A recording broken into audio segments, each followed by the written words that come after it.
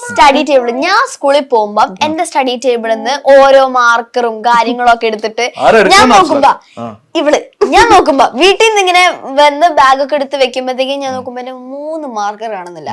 ഞാൻ നേരെ അതിനെടുത്ത് പോകും. ആ ചുറ്റുപാടത്തില് അടപ്പൊരു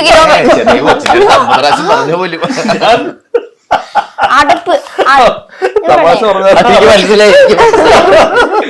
ഈ മാർക്കറിന്റെ അടപ്പ് 1 കിലോമീറ്റർ അപ്പുറത്ത്, മാർക്കർ 1 കിലോമീറ്റർ അപ്പുറത്ത്. ഞാൻ ആ സ്പോട്ടിൽ തന്നെ എനിക്ക് ദേഷ്യം വരും.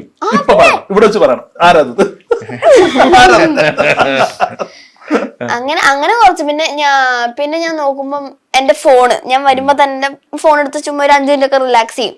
ഫോൺ കാണൂല, എനിക്ക് ദേഷ്യം പിടിക്കും. ഞാൻ വച്ച സ്ഥലത്തൊക്കെ അല്ല ഫോൺ ഇരിക്കാം. ചിലപ്പോ മുകളിലൊക്കെ കൊണ്ടേ വെക്കും അമ്മ. അപ്പൊ ഞാൻ ഇങ്ങനെ തപ്പി അമ്മയോട് വിളിച്ചാൽ അമ്മയും കിട്ടുന്നില്ല. ചിലപ്പോ അമ്മ പുറത്തു പോയി കാണും. ദേഷ്യം പിടിച്ചിട്ട്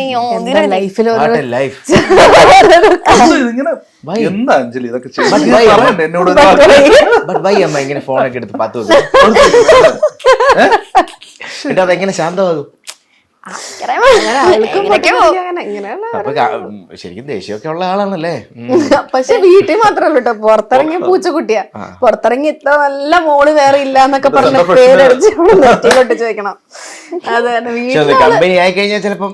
പക്ഷെ ഞങ്ങളെല്ലാരും അങ്ങനെ തന്നെയാട്ടോ. നമ്മളാ വീട്ടിൽ നിന്നുള്ളൊരു സംഭവത്തിലാണ് നമ്മള് ഫുൾ ഇങ്ങനെ ഓപ്പൺ അപ്പ് ആവുന്നത്. നമ്മള് പുറത്തിറങ്ങി നമ്മള് ഭയങ്കര ഡീസന്റ്. അതെനിക്ക് മനസ്സിലായിരുന്നില്ലേ. ഭയങ്കര ഡീസന്റ് ആണെന്ന് ഉദ്ദേശിച്ചത്. നിങ്ങളൊക്കെ ഡീസന്റ് ആണെന്ന് ഉദ്ദേശിച്ചത്. ബ്രദർ സിസ്റ്റർ ആകേണ്ടവരാ. ബ്രദർ സിസ്റ്റർ എന്ന് പറഞ്ഞപ്പോ ഞങ്ങൾ ഈ അടുത്ത് എവിടെ പോയപ്പോ ഞങ്ങൾ സിസ്റ്റേഴ്സ് ആണോ എന്ന് ചോദിച്ചു. എനിക്ക് തന്നെ കാണാതെ ഞാൻ നമ്മുടെ തടി കുറയ്ക്കാൻ മെയിനായിട്ട് തീരുമാനിച്ചു. ഓ, അപ്പൊ ആ ക്വസ്റ്റ്യന്റെ ആൻസർ ഇതായിരുന്നു. എവിടെ പോയപ്പോഴാ അത് ചോദിച്ചത്? അത് പറയുമ്പോ അഞ്ജലി ഇങ്ങനെ എവിടെ പോയപ്പോഴാ സിസ്റ്റർ ആണോ? ഇവിടെ വെച്ച് ഈ ഒരു ഫംഗ്ഷൻ ഇപ്പൊ എനിക്ക് തോന്നുന്നു ഈ കല്യാണത്തിനല്ല അല്ലേ, പറക്കാട്ട് കല്യാണം അല്ല, അതിന് മുമ്പ് ഏതാ ഫംഗ്ഷൻ? അവന് സത്യമാണല്ലോ അല്ലേ? കണ്ണുമുട്ടിയാണോ തോന്നുന്നു. മുഖം അല്ലേ? ചിലത് ഞാൻ ഇങ്ങനെയൊക്കെ തുറന്നു നോക്കും ഇടയ്ക്ക്, ആരും കാണാതെ. ശരിക്കും എന്റെ കണ്ട പ്രശ്നമാണ്. എന്ത് ഭംഗി അഞ്ജലി കാണണം. ചില ആൾക്കാര് മുമ്പിൽ നിന്ന് അങ്ങനെ പറയുമ്പോ ഞാൻ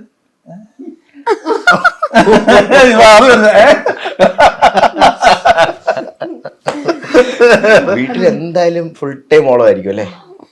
ഫുൾ ടൈം മനസ്സിലായി. കുഴപ്പമൊന്നുമില്ല. എന്താ വെച്ചാൽ ഞാൻ മോളിൽ എനിക്കൊരു ഓഫീസ് റൂം ഉണ്ട്, അതിനകത്ത് ഇരിക്കും, അതിന് താഴെ ഇരിക്കും. പക്ഷെ കുറെ സമയം നമുക്ക് അങ്ങനെ ഇരുന്ന് ടൈം സ്പെൻഡ് ചെയ്യാനുള്ള സമയങ്ങൾ കിട്ടാറില്ല. Okay, next. സഹായ മനസ്ഥിതി, വളരെ ഹെൽപ്പിംഗ് മെന്റാലിറ്റി. പുറത്തു പോകുമ്പോ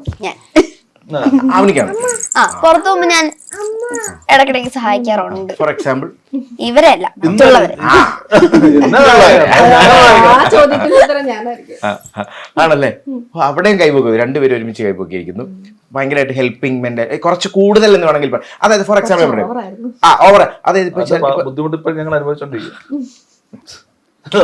ഹെൽപ്പിംഗ് കൂടുതൽ ആയിട്ടല്ലേ? ഇത്ര ഹെൽപ്പ് ചെയ്യാൻ ഇപ്പൊ മനസ്സിലായല്ലോ, ഇങ്ങനെ ഇരിക്കും.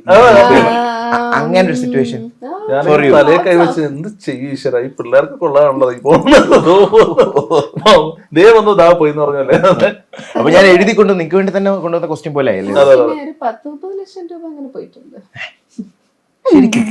കാര്യമായിട്ട് വെറുതെ പറഞ്ഞല്ല. അത് എനിക്ക് അതല്ലേ നമ്മൾ ഉണ്ടാക്കുന്ന 2 വർഷമായിട്ടുള്ളത്, 2-3 വർഷമായിട്ടുള്ളത് മാറ്റി പിടിച്ചിട്ട് പഠിച്ചിട്ട് ഇനിയിപ്പൊ അങ്ങനെ ചെയ്യാൻ പാടില്ല എന്ന് മനസ്സിലായത്. പക്ഷെ ഭയങ്കരമായിട്ട് നമ്മൾ ഈ മിസ്യൂസ് ചെയ്യുന്നത് അഞ്ജലിയെ മിസ്യൂസ് ചെയ്ത് അങ്ങ് മൊത്തത്തിൽ കുടുംബക്കാരായാലും ഫ്രണ്ട്സ് ആയാലും എല്ലാരും നമ്മള് ഭയങ്കര അവര് പാവാണ് അല്ലെങ്കിൽ അവർ ഇതാണ്, അത് കറക്റ്റ് ജെന്യുവൻ ആയിട്ട് ചോദിക്കാം. ഇവിടെ എനിക്ക് ഭയങ്കര ഇതിന്റെ ഇടയല്ല, ഞാനൊന്നും പറയില്ല. അവരുടെ സിനിമയിൽ വരാൻ വേണ്ടി ഒരുപാട് സപ്പോർട്ട് ചെയ്ത ഒരാളുണ്ട്. ശരി, ആ പുള്ളി അതിശയം നല്ല പടങ്ങൾ ചെയ്തുകൊണ്ടിരിക്കുന്നുണ്ട്. ശരി, പറയല്ലേ.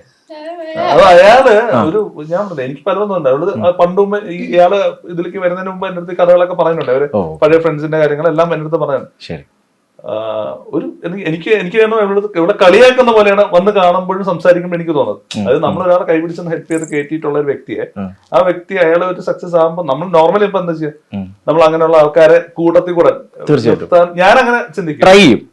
പറ്റുന്ന പോലെ മാക്സിമം അയാളെ അല്ല, ഒഴിവാക്കാൻ. അതങ്ങനെ ഒരുപാടുണ്ട് കേട്ടോ. അതിപ്പോ സാമ്പത്തികമായിട്ടല്ല, ഈ പറയുന്ന പോലെ എന്തെങ്കിലും ആരെങ്കിലും കണക്ട് ചെയ്ത് കൊടുത്ത് അവർക്ക് അഭിനയിക്കാൻ ഒരു അവസരം വാങ്ങി കൊടുത്തിട്ടാണെങ്കിലും അങ്ങനെ ഇന്ന ഹെൽപ്പ് എന്നല്ല, ചിലപ്പോൾ അവരുടെ ഒരു പെട്ടെന്നൊരു കാര്യം, ഒരു പേപ്പർ ശരിയാക്കി കൊടുക്കാൻ ഒരു സ്ഥലത്തേക്ക് വിളിക്കാനോ, അങ്ങനെ കുറേ കാര്യങ്ങൾ ചെയ്തു. നമ്മളൊന്നും എക്സ്പെക്ട് ചെയ്തിട്ടല്ല. പക്ഷെ നാളെ ഒരു സമയത്ത് അവരുടെ റിയാക്ഷൻ അല്ലെങ്കിൽ അവരുടെ റെസ്പോൺസ് അല്ലെങ്കിൽ അവര് എന്തെങ്കിലും ഒരു സിറ്റുവേഷൻ നമുക്ക് തോന്നിയാണ് ഞാൻ എന്തിനാ അവർക്കത് ചെയ്ത് ചെയ്തെന്ന് അവരുടെ ഒരു ആക്ട് കാരണം അങ്ങനെ നമുക്ക് തോന്നിയിട്ടുണ്ട്. ഓക്കെ. പക്ഷെ അതെനിക്ക് ഭയങ്കര ഈ അടുത്ത അഞ്ജലിയോട് ചോദിച്ചു, ഞാൻ വേണമെങ്കിൽ അയാളത്ത് പറയാമെന്ന് പറഞ്ഞപ്പോ അഞ്ജലി അത് പറഞ്ഞു, എന്റെ ആവശ്യമില്ല, സിനിമ തന്നെയുള്ള അയാളായിട്ട് എന്നെ വിളിക്കേണ്ട കാര്യമാണ് എന്ന് പറഞ്ഞപ്പോ അത് എനിക്ക് ഭയങ്കരമായിട്ട് ഇഷ്ടപ്പെട്ടു. ആ ഒരു കാര്യം അവള് ആ പറഞ്ഞതുകൊണ്ട് അതെനിക്ക് ഭയങ്കര ഇഷ്ടപ്പെട്ടു. അത് സത്യം.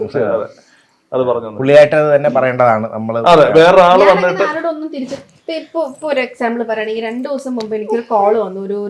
ഒരു ജ്വല്ലറിയുടെ ഒരു ആഡാണ്, എന്തോ ആഡാണ്. അപ്പോൾ ഇങ്ങനെ പെട്ടെന്ന് വരണം, ഒരു പ്രൊമോഷന്റെ വർക്കാന്നൊക്കെ പറയാം. അപ്പൊ ഞാൻ പറഞ്ഞു ഓക്കെ ഓക്കെ എന്നൊക്കെ പറഞ്ഞു. പെട്ടെന്ന് എന്നോട് ഇങ്ങോട്ട് 10,000 ആണ് കേട്ടോ പേയ്മെന്റ് എന്ന്. ഞാൻ മോനെ ആര് പറഞ്ഞിട്ട് എന്നെ വിളിച്ചേന്ന് ചോദിച്ചു. അപ്പം ഇങ്ങനെ ആ കുട്ടിയുടെ പേരൊക്കെ പറഞ്ഞു, ഇന്നാളുടെ പേര്. ഞാൻ പറഞ്ഞു ആ നമ്പർ എനിക്ക് തരണം, വേറെ ഒന്നും കൊണ്ടല്ല. കാരണം ഇന്നലെ വന്ന കുട്ടികൾ വരെ ചോദിക്കുന്ന ചാർജ് എനിക്ക് ഈ ഇൻഡസ്ട്രിയിൽ ഉള്ളതുകൊണ്ട് 15 വർഷത്തിലായി എനിക്കറിയാം.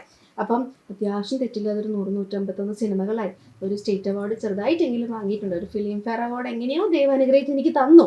അങ്ങനെ അത് ഞാൻ തെറ്റെന്ന് പറഞ്ഞു. അവള് അഭിനയിച്ചതിന്റെ ഫലമായിട്ടാണ് അവൾക്ക് അത് കിട്ടിയത്, ഡിസേർവ് ചെയ്തതാണ്.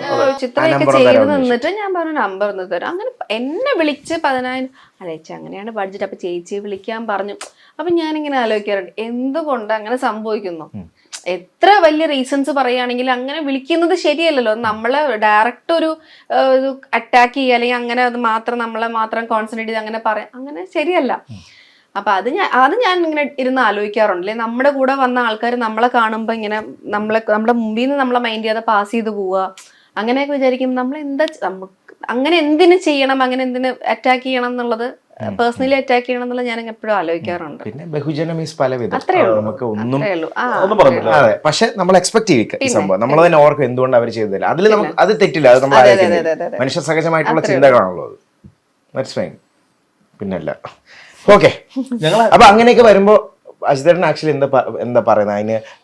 സാരല്ല, it's okay, leave it, ignore it എന്നാണോ? അതോ നമുക്ക് നമ്മള് സക്സസ് ആയി പ്രൂവ് ചെയ്ത് കാണിച്ചു കൊടുക്കുക, അത്രേ ഉള്ളൂ. അല്ല, രണ്ടും പറയും. ഇങ്ങനെ ഇഗ്നോർ ചെയ്യാനും പറയും. നമ്പർ ഇങ്ങോട്ടാ, ഞാൻ വിളിച്ചു നോക്കിട്ടെ. ഞാൻ കൊടുക്കാറില്ല, ഞാൻ നമ്പർ മിക്ക സമയം ഞാൻ ഇടപെടുത്താറില്ല. എനിക്ക് 2 വേണ്ട, ഒന്ന് നേരെ പോന്നെ അല്ലെങ്കിൽ കാരണം പുള്ളി ലിറ്ററലി ഡയറക്റ്റ് അങ്ങ് പറഞ്ഞു കളയും കാര്യങ്ങൾ. അതുകൊണ്ട്